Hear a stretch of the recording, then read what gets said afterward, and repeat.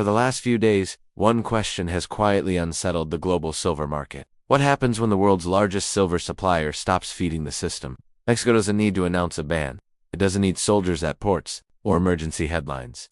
The shift is already happening through policy, production, and control of the supply chain itself. And most people are completely misunderstanding what's actually going on. In this video, we're going to break down what Mexico has really changed, why silver is becoming harder to source without anyone officially admitting it, and how this could reshape the global silver market for years to come. Watch until the end, because the full picture only becomes clear when all the pieces are put together. And if you want more calm, fact-driven stories about money, resources, and power, subscribe. For decades, Mexico has quietly occupied a central position in the global silver market. It is the world's largest silver producer, supplying a significant share of the metal used in electronics, solar panels, medicine, and investment products. When silver moves, Mexico is usually somewhere near the source. That is why, over the past few days, a single rumor has spread so quickly. Claims that Mexico has banned silver exports have rippled across markets, social media, and financial commentary. Most of those claims are wrong. There are no soldiers blocking ports. There is no emergency decree halting shipments. Silver is still legally allowed to leave the country. But focusing on whether exports are technically banned misses the larger story. What is happening in Mexico is not a sudden shutdown. It is a slow, structural change that may prove far more consequential. To understand why, it helps to separate headlines from mechanisms. The modern silver market depends on continuity. Mines do not simply produce metal once and disappear. They rely on long development timelines, constant exploration, and the ability to expand or replace depleted reserves. This is where Mexico's recent policy shift matters. In June 2025, the Mexican government formally confirmed that no new mining concessions would be granted. This decision did not emerge overnight. It builds on a policy direction that has been in place since 2018, when new concessions effectively stopped being issued. What changed in 2025 was not the idea, but the certainty. A mining concession is not a minor administrative detail. It is the legal foundation of production. Without concessions, companies cannot develop new deposits or replace exhausted ones. Mines do not run indefinitely, or grades decline. Costs rise. Eventually, production slows and stops unless new projects come online. When a government closes the door on new concessions, it does not halt output immediately.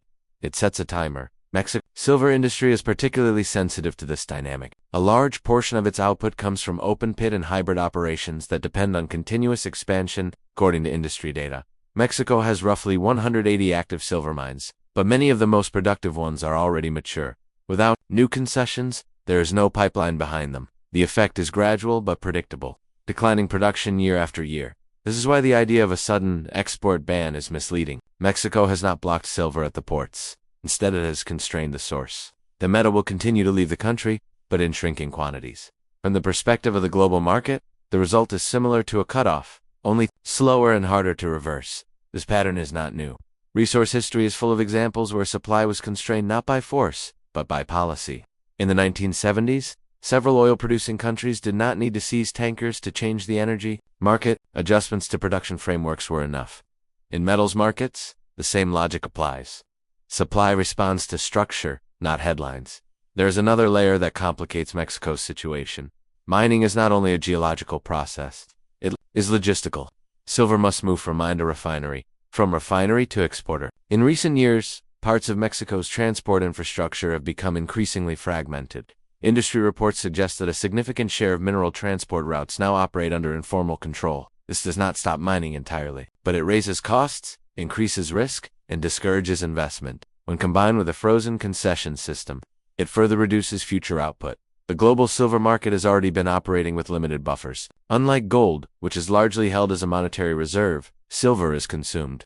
Much of it is used in industrial processes where it is not economically recoverable. That means supply matters more than stockpiles. When new supply slows, inventories thin quietly until they no longer cushion demand. This is where market structure becomes important. Much of the global silver market operates on paper contracts.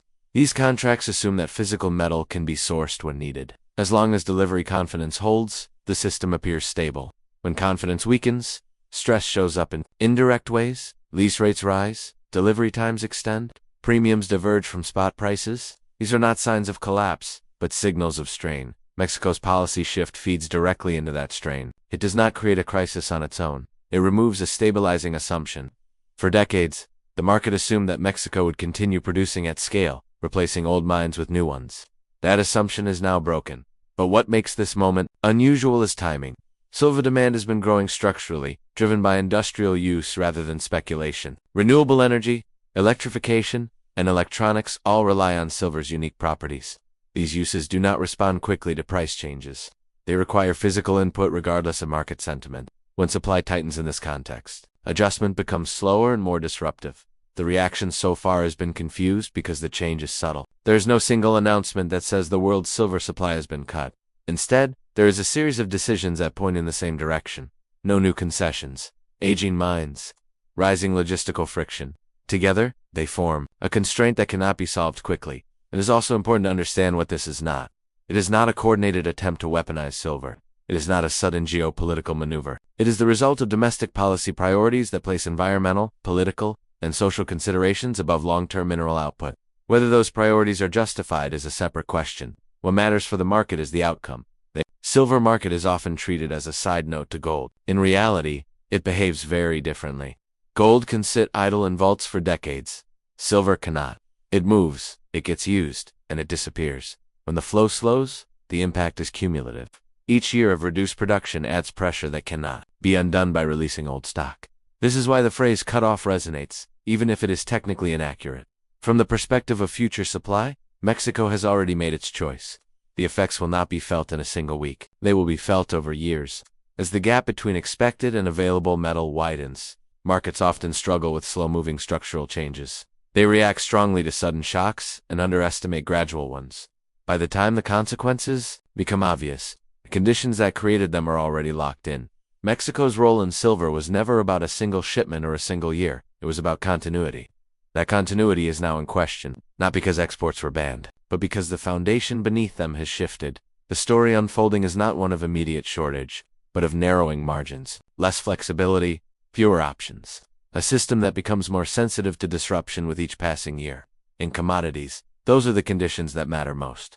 What happens next will not be announced in a press conference. It will appear quietly in production reports, delivery timelines, and inventory data. The silver will still flow, just not the way it used to. And in markets built on assumptions of abundance, that difference is everything.